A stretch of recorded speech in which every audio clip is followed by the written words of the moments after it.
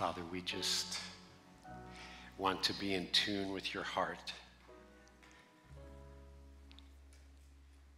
Continue your presence with us. Thank you, thank you, thank you. We're so grateful, Lord. Continue to speak to us, Lord. B'Shem Yeshua, we pray. Amen. Amen.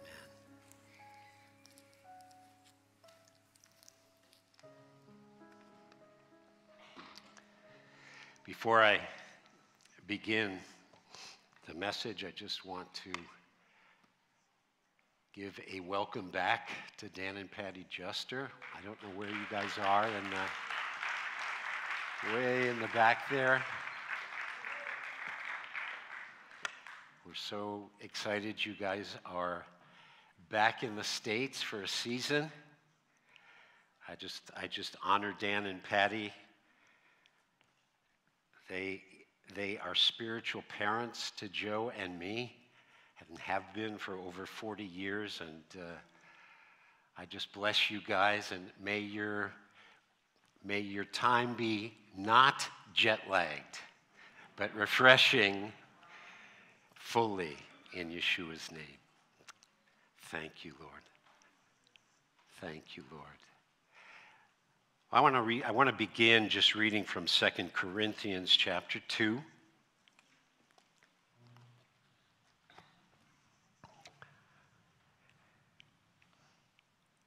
Verse 14. But thanks be to God, who in Messiah always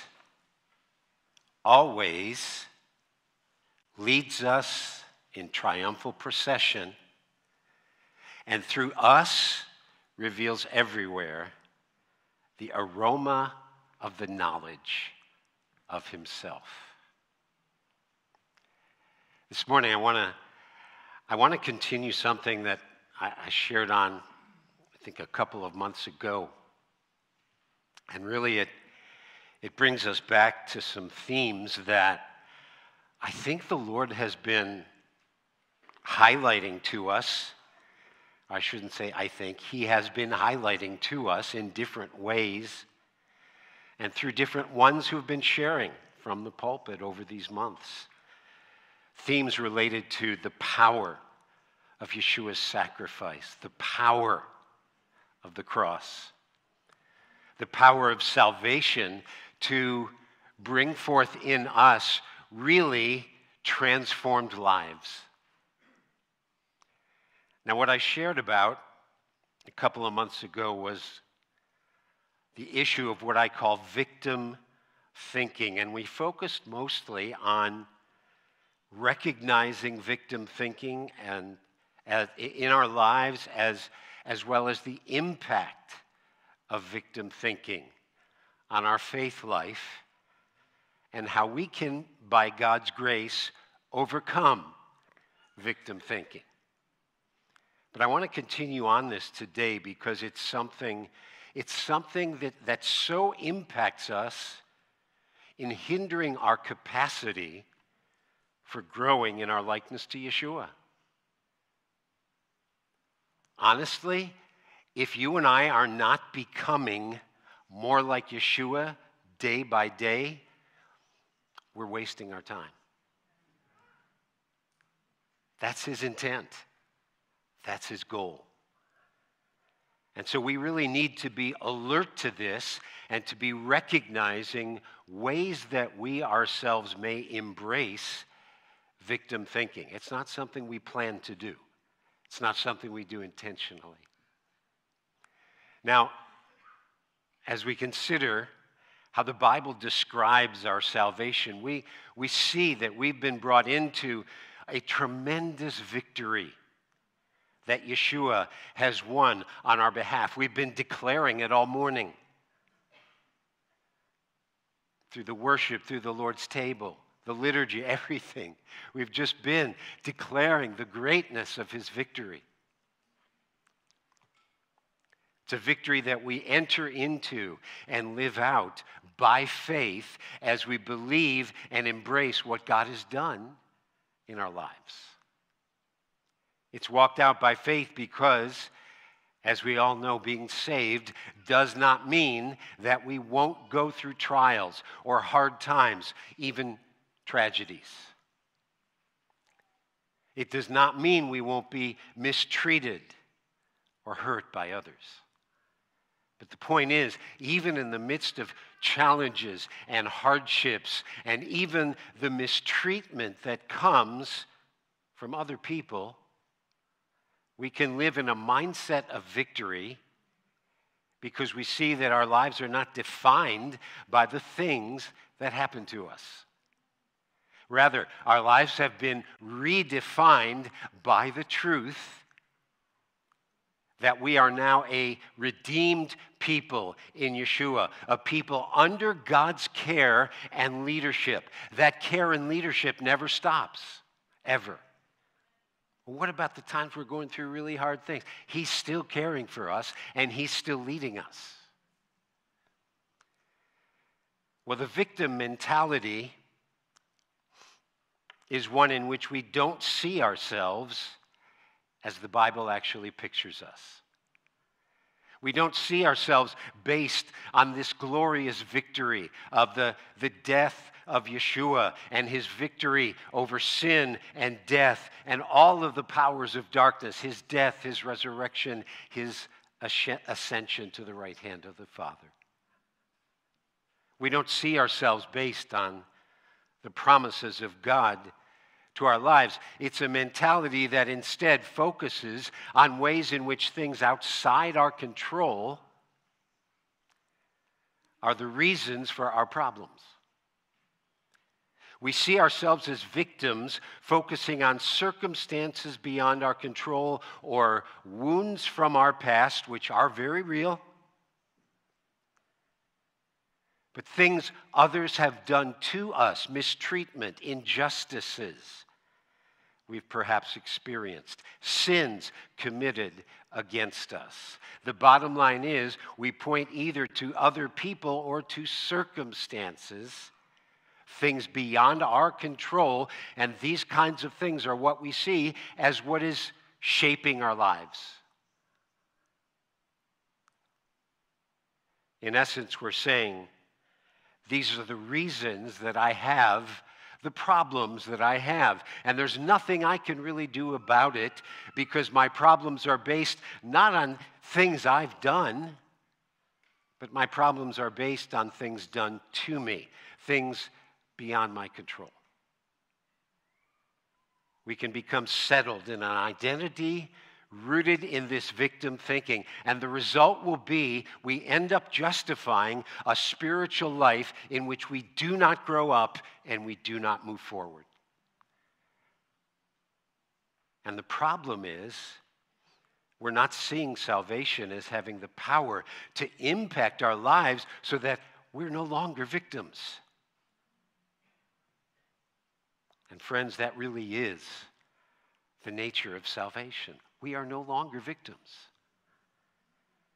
And what I mean by that is, in spite of the fact that we do experience mistreatment or hard circumstances, we refuse to settle into a victim mentality as we understand that our lives now belong to God, and that changes everything.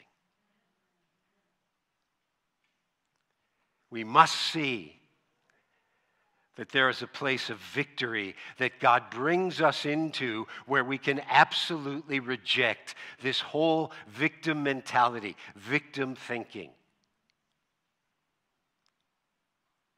And the reason this is so important to see is that victim thinking makes it impossible for us to be a people of faith. Some examples we can clearly see in the Bible. Think about the Israelites when there was no water to drink, and they're thinking, God just brought us into the wilderness to leave us here to die. In spite of all the miracles they had already seen, they still had no concept of the greatness of God to overcome the difficulty of the challenges that they were going through. Or the 12 spies sent to check out the promised land. And you remember, 10 of the 12 came back saying, there's giants in the land. We were like grasshoppers in their sight and in our own. Their victim thinking warred against the promises that God had given them. Promises intended to stir in them vision for the victory he actually did have in store for them. And God saw they would not have the faith to come into their destiny. And of course, he did not allow that generation to enter the land. Now, to lead us into our main focus for this morning, I want to consider what I think is one of the most powerful examples in Scripture of someone who rejected victim thinking when his actual circumstances could have left him convinced that he really was just a victim. If you turn to Genesis chapter 50,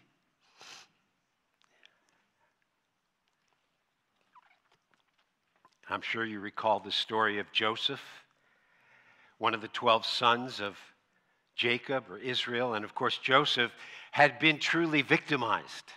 He was victimized by his brothers. As they were jealous of him, they sold him into slavery. And then he had gained favor and some status in his master's house. But then he was falsely accused and imprisoned. And all this was not just a brief season, it was years of his life in which one thing after another, he would rise up and then something would push him back down. And of course, God turned things around eventually to bring Joseph into the place of being second only to Pharaoh in Egypt. Well, you may recall, Joseph and his brothers were later reunited. The whole family came and lived under Joseph's blessing and favor in Egypt. But when their father Israel had died, the brothers were fearful that with their father dead, Joseph would now feel the freedom to get revenge.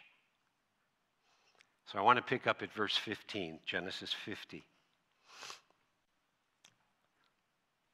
When Joseph's brothers saw that their father had died, they said, maybe Joseph will be hostile toward us and pay back in full for all the evil we showed him.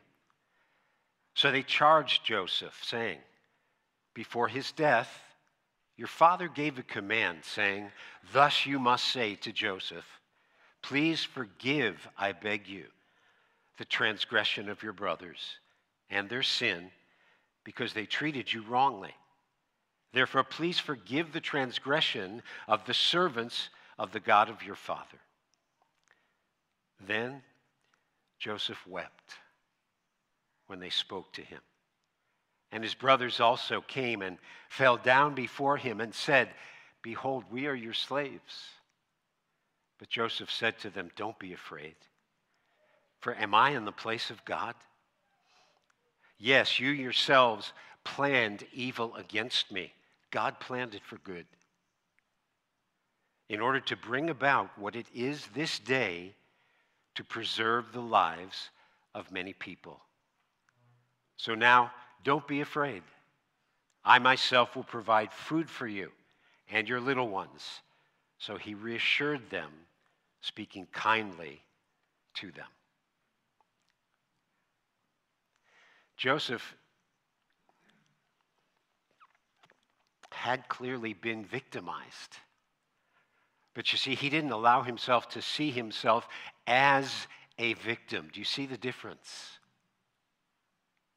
He walked in such victory over victim thinking, and what his response to his brothers shows us is a tremendous freedom Freedom to be able to forgive and to deal graciously with others and to bless others even when they had clearly wronged him. Sometimes, as we see the importance of our forgiving one another, we may wonder, how is it that I can walk in a heart of grace and forgiveness towards others? And friends, one huge key is that we resist that nagging temptation to see ourselves as victims when wrong is done to us. We're not in denial. It's just that we refuse to allow ourselves to settle into that victim identity.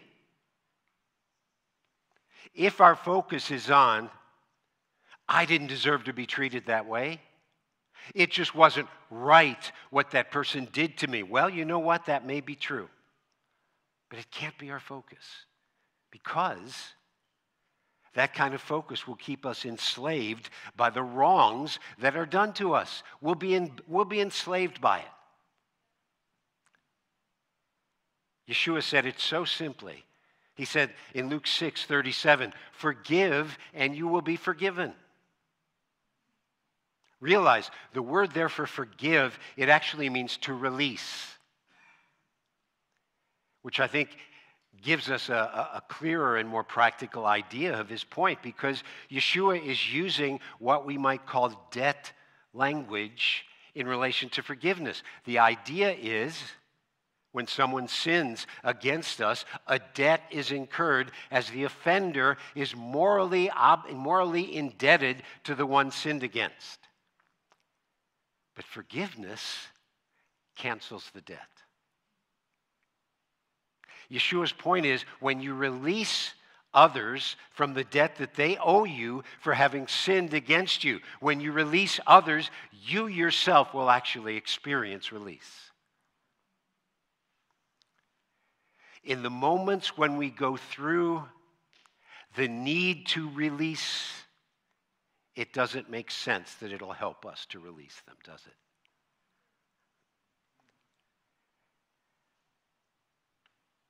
Well, when someone sins against us, until we're willing to forgive, to release them, we ourselves are held captive by the wrong that they've done to us. And what releases us from that bondage is not getting vengeance. That just perpetuates the sin. Do you follow? That's why Paul wrote in Romans 12:21, do not be overcome by evil, but overcome evil with good. We are overcome by evil if we allow the evil done to us to draw us into the same spirit. That's when we're overcome. Someone wrongs us and we feel like, I'm just going to come right back at him. We're being overcome by evil when we do that. What releases us from the bondage is releasing them through forgiveness, where we say in our hearts, yes, they've wronged me, but they owe me nothing for what they did. They owe me nothing for what they did. Friends, that's freedom. See, what someone else does to us can never defeat us unless we're unwilling to release them, unwilling to let go of it. That's what defeats us. Does that make sense? Yeah? So, to focus on the wrong done to us, which is what victim thinking will usually lead us to do. It'll just keep us tied up in knots, as well as keep us in bondage. Focusing on the wrong done, or the fact that we didn't deserve what was done to us, it just reinforces the narrative of us being victims. So what do we focus on? We focus on all that God has done for us. Because we didn't deserve what God did for us in saving us, and yet he did it nevertheless. We didn't deserve that. And in focusing on the grace that was freely given to us, that is key to overcoming victim thinking. See, it all comes down to recognizing and growing in our identity as a redeemed people whose lives have been raised up by the power of salvation. So we've got to stop seeing ourselves as victims when things are going wrong and be growing in our identity as those whose lives are now redeemed by the Lord. I've been thinking about this a lot lately, especially since Passover this year. Thinking a lot about all that Yeshua went through in the process of betrayal and mistreatment, false accusation, and ultimately his death on the cross. I've been thinking about it. Focusing on all he went through, but then also focusing on the incredible salvation that's available to us because of what he went through. And it just leaves me in awe of him. And you know, when we live in awe of who Yeshua is, when we live in awe of all he's done, we come into freedom from feeling trapped in the pain of what anyone else can do to us. Do you see? Being in awe of him and the amazing salvation he's won for us and given us freely. Victim thinking loses its power when he's our focus. It becomes displaced by our sense of how amazingly blessed we are in him, through him, because of him. See, the victim says, well, look at what they did to me. But the victorious believer says, yes, but look at what Yeshua has done for me, and that outweighs everything else. Beloved, if we won't forgive, then the fact that we've been wronged is larger in our hearts than the fact that we've been saved. If we won't forgive, the fact that we've been wronged is larger in our hearts than the fact that we've been saved. Or to put it positively, the ability to forgive comes when the fact that we've been saved and redeemed is larger in our hearts than the fact that we've been wronged.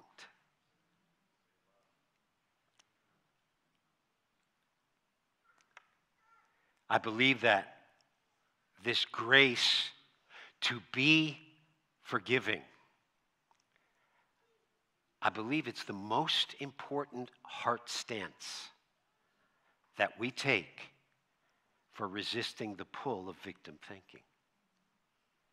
When we forgive those who've wronged us, we're saying, in essence, though I have been wronged, I cancel your debt. I refuse to remain in the status of a victim, keeping our eyes, our focus on Yeshua is key to all of this, because the fact is our flesh doesn't want to do it. Our flesh doesn't want to forgive and release. Our flesh wants to hold on to it and play it out in our minds and build a case in our minds for the injustice of how we were treated. And that just has us focusing on the unfairness of what was done to us and embracing being a victim. Listen closely, friends. If we find ourselves rehearsing in our minds a case for why we are justified in feeling offended and remaining offended, we're thinking like a victim. The issue is not whether someone really hurts you. The issue is whether you want to be free from the oppression of victim thinking, and as you release them, you are released. The bottom line is, when we forgive, we're giving someone a gift they don't deserve. Sounds kind of familiar, doesn't it? Why would we do that? Because in salvation, we've received a gift that we don't deserve. And so the salvation we've received becomes the basis for how we live and relate to others. Our salvation becomes the basis for how we process life. Not as a victim, but as someone whose life has been raised up into something supernatural and blessed and victorious. Remember, we talked about this a couple months ago. The reality of our salvation is this: Yeshua became a true victim in order to raise us up out from victim thinking and victim status. Yeshua was sinless. He was totally innocent, undeserving of everything that happened to him. And yet, he laid down his life as a substitute on our behalf, the innocent suffering on behalf of the guilty in order to redeem the guilty. He became a victim in order to bring us into a salvation that actually lifts up our lives to a place where we can see that based on his victory, we're now overcomers with him. It's not just an empty phrase, yes, I'm an overcomer. No, we really are overcomers with him. We share in his victory. And so, salvation says to us, you're not a victim any longer. God is for you. God loves you and has forgiven you and accepted you and blessed you with salvation. And yes, you will go through challenges and difficult things as part of life in this world. But you are not a victim. You are an overcomer in Messiah. It doesn't matter what others do to you. It doesn't matter how circumstances seem to go against you. You're not a victim. But Yeshua has rescued our lives to raise us up from victim status. If our identity is rooted in seeing ourselves as victims in life, we will not have the faith to step into the destiny that God has for us as his people. We won't have the faith for it. The trials and challenges and mistreatment we experience will end up knocking us off course as long as we see ourselves as victims. So here's the bottom line. Every one of us has been given by God's mercy and grace an awesome salvation that we did not deserve. And so we have a choice either to live our lives focusing on circumstances or mistreatment that we don't deserve, leaving us feeling like victims, or we can focus constantly on the salvation we don't deserve, reminding ourselves how incredibly blessed and favored we truly are. See, it's all about focus and perspective. And the thing is, as we do keep our eyes on Yeshua, our focus on Yeshua, as we do this, it actually brings forth a real and tangible change on the inside of us, a transforming work that's real. It's not just a psychological thing, like, oh, just think about something else. No, we focus on the one who has power to change our hearts through a work of God's grace. Change is taking place on the inside of us. And from that place of grace, we choose to believe for the same grace to have its way in the hearts of the very ones we are tempted to be offended with. Someone offends us.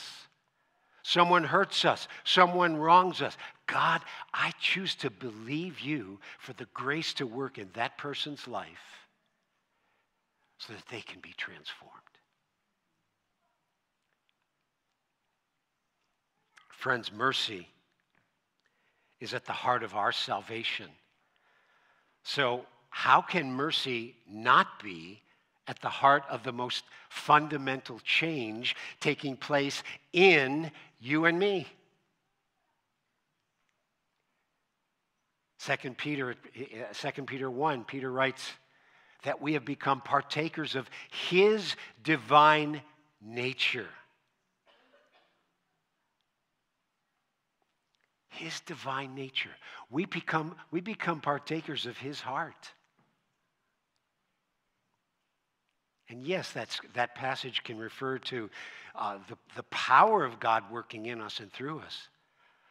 But maybe even more importantly, it's partaking of who he is, his heart, his very nature and likeness.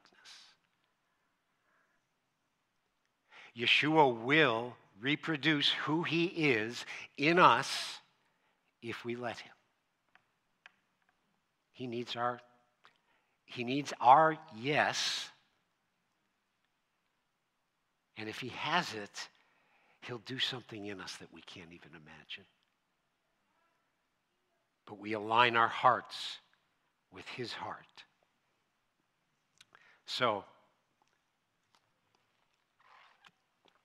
how do we know if we have bought into victim thinking? Well, in many ways it can be a blind spot in our lives. So what are some tendencies we might look for?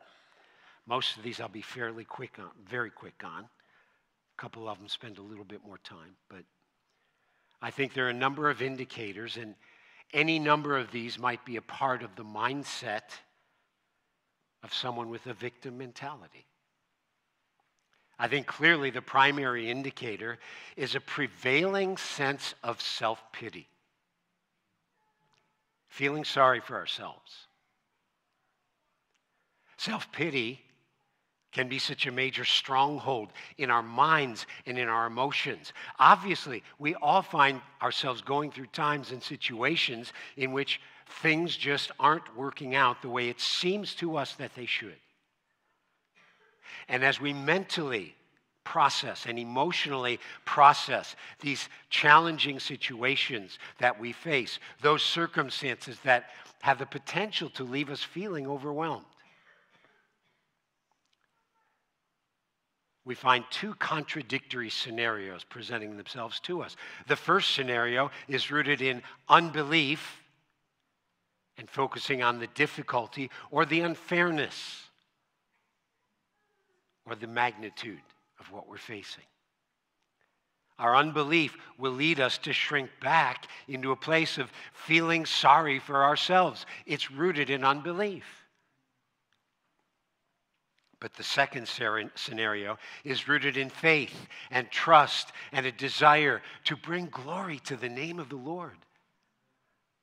Our faith, though often uncomfortable, will lead us to a place of deeper dependence on the Lord as we see our need for his grace. Why? Because we want to give him glory.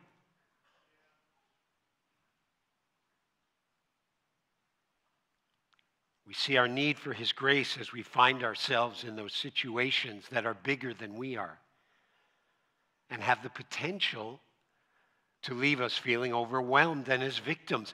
But we respond to the challenge or the crisis or the trial, the unfair treatment, whatever it is, we respond as those seeing the potential for Yeshua to be honored in the midst of every challenge we face in this life. And in faith, we cry out to him, seeing our desperate need for his overcoming grace and empowerment. One scenario is rooted in unbelief, leading to self-pity. The other is rooted in a faith that leads us to be more and more desperate to take hold of God and to take hold of the fullness of his grace. So, for example, we can look as believers all around us at our culture today. We see the perversion, the violence, the immorality, any number of things we could name. One scenario says, oh, it's so hard to live as a believer. Look at all the obstacles that we're up against. It's just so hard to walk out this life in Yeshua. The world is getting more and more evil. There's so much pressure to conform. But the faith narrative says, no, where sin abounds, grace abounds much more. And so in the midst of the challenges of our culture, I will be desperate to take hold of that grace in a deeper way because I want my life to honor Yeshua. But if I conclude it's just impossible to live for God in the midst of this world, then I've been persuaded by self-pity, settling for the identity of a victim. Do you see? One response moves forward in faith. In spite of the obstacles, the other shrinks back in self-pity. Self-pity is so crippling to our faith and our spiritual health. And yet, it can seem at times like such a reasonable mindset. Can anybody relate to what I'm saying?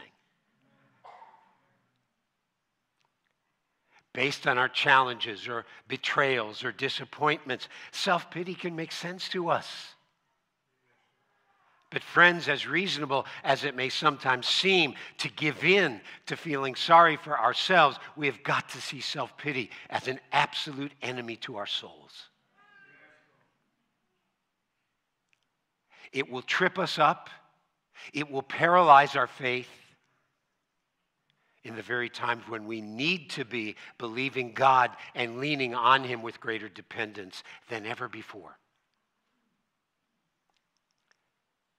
God is seeking a people who will cry out to Him in desperation and hunger for more of His grace, more of His power to be at work in us. But too often we're crying out to God in self-pity and unbelief rather than faith and expectation, and it's rooted in victim thinking. Self-pity is a soulish counterfeit to true Holy Spirit-inspired desperation. See, we're desperate in the midst of self-pity, but it's a desperation rooted in unbelief and lack of expectation, and it won't take us very far except in the wrong direction. But there's a Holy Spirit-inspired desperation that's rooted in faith and expectation.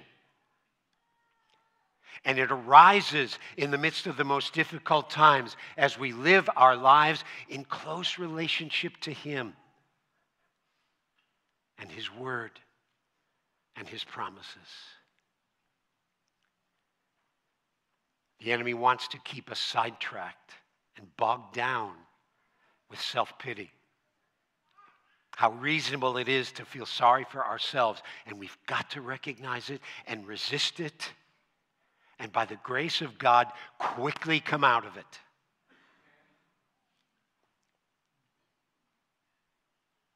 Because when we're feeling sorry for ourselves, we'll respond to both the challenges of life and the opportunities of life with unbelief rather than faith. Because that's where self-pity takes us. All right, quickly. A few other indicators of victim thinking. Another indicator is the tendency to say or to think when others try to give biblical input into our lives, well, you just don't understand what I'm dealing with.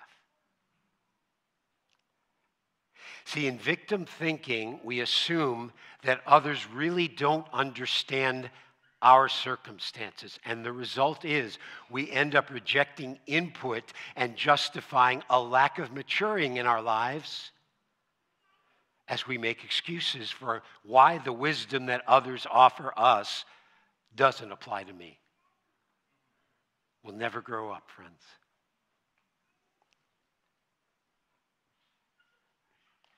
Another indicator, and this is related to self-pity, and that is the tendency to seek pity from others, wanting others to feel sorry for us, or playing up for others how difficult we have it in our lives, how much we've had to go through. Friends, when you and I are going through difficult and challenging times, we don't need people's pity. We need people's faith to come alongside us and bring God's encouragement. Doesn't mean we're not being sensitive and compassionate to those who are going through things, but we want to inspire faith and not pity. Sometimes we confuse pity for sensitivity, but sensitivity and pity are very different. Sensitivity recognizes that someone is dealing with difficult things and looks for ways to encourage. But pity just confirms the other person in their victimhood. Oh, you poor thing. It's so unfair what that person did to you, or it's so unfair that you've had to go through this. And at times we can act in a way that just so plays up what we're going through that it's as if we're looking to attract pity from others. It's like a puppy dog will kind of snuggle up and you just scratch his head and pat him on the head. Would you just pat me on the head for what I'm going through? I'm not trying to mock anyone. I'm just telling you things I've done. And you probably have too. The point is, pity doesn't do anyone any good. And we're not helping someone by showing them pity when what they need is encouragement and faith with sensitivity, but encouragement and faith.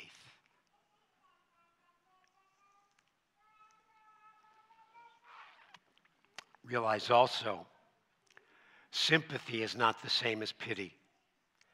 Sympathy is a compassionate concern for what another person is going through. Pity is an unhealthy way of reaching out that just ends up affirming the person's sense of victimhood. Another indicator, not taking responsibility for our mistakes, our problems, our sins, and always wanting to be able to shift the blame to someone else. That's a sign of victim thinking. See, if I'm a victim, then I'm not responsible.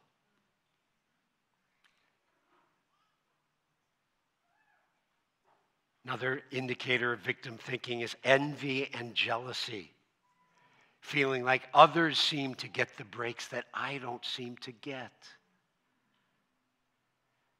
We need to learn when we're tempted with those feelings. Bless the ones you're tempted to feel envious of. Bless them. Bless them in their blessing. It's a spiritual principle. Blessing will be released to you as you do it, I guarantee. These are just a few examples. I'm sure we could come up with more, but the bottom line is this: we will never fulfill God's calling and destiny for our lives apart from faith and a renewed mind that sees ourselves as victorious overcomers always. 2 Corinthians 2:14, we began with that. He is always leading us in triumphal procession. The question is, are we following his lead? We will never see ourselves as victorious overcomers at the same time that we're seeing ourselves as victims. The two just can't coexist. So we need for God to open our eyes to ways that we allow ourselves to get pulled into victim thinking, so that as we look at our lives and the difficulties and the mistreatments and even injustices we may face, we are able to see by faith we are no longer victims because of Yeshua. No longer victims. Now, last time I mentioned, I'm not going to say these again, but I mentioned 5 keys for gaining consistent victory over a victim mentality. I'm not going to take the time to repeat those, but I just want to say, if you were not here, or if you were here and just need kind of a refresher on those 5 keys for walking in this victory, it's on the YouTube channel from the teaching from April 29th, and I would encourage you to go back and watch about the last 10 minutes of that. So, let's stand. Let's pray.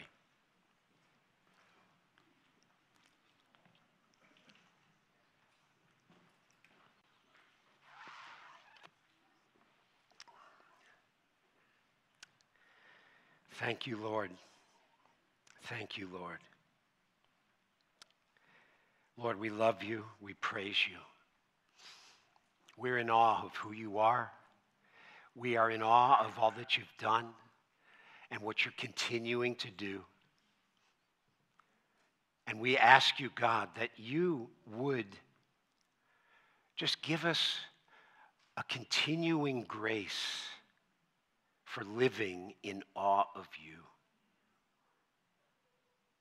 We thank you, Lord.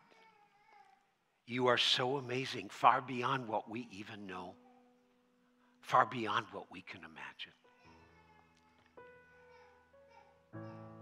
Thank you. Thank you, thank you, thank you. Thank you, Lord, because of your victory, the enemy cannot steal our voice of victory and triumph. Thank you, Lord. Father, for any here today who are struggling in this area, we just want to break off that lie of the victim narrative by the authority of Yeshua's name.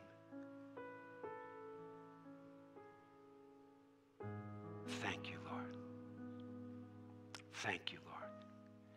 Have your way, Lord, in our lives, in healing, in bringing freedom day after day as we walk with you. B'Shem Yeshua. Amen.